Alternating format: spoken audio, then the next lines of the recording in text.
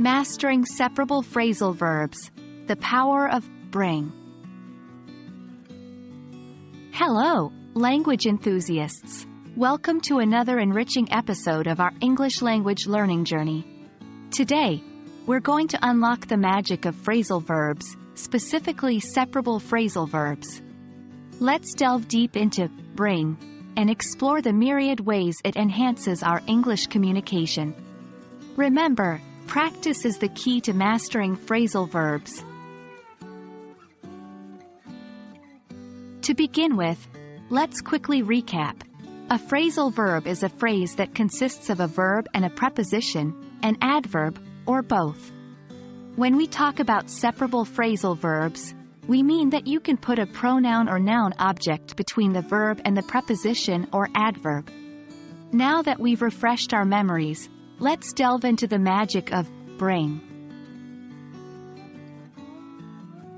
Bring is a versatile verb that, when combined with different prepositions or adverbs, can yield a host of useful phrasal verbs.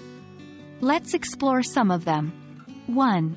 Bring up, to mention or introduce something. Example, can you bring up the meeting agenda? 2. Bring about, to cause something to happen.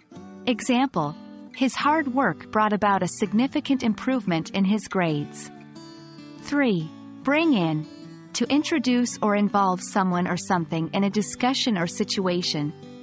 Example, the company is planning to bring in a new marketing strategy. 4. Bring back, to return something or to make someone remember something. Example, this song brings back a lot of memories. 5. Bring down, to cause to fall or to reduce something. Example, the new policy could bring down the prices of essential commodities. Remember, all these verbs are separable, which means you can insert an object, noun or pronoun, between the verb and the preposition. To truly master these phrasal verbs, make sure to practice using them in your daily conversation or writing. Create sentences, write small paragraphs, or even short stories using these verbs. The more you use them, the more familiar and comfortable you will become. And that brings us to the end of today's session on separable phrasal verbs with bring.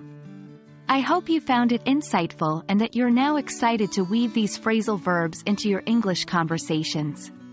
Remember, English is a journey, not a destination. Keep practicing, keep exploring, and most importantly, enjoy the process.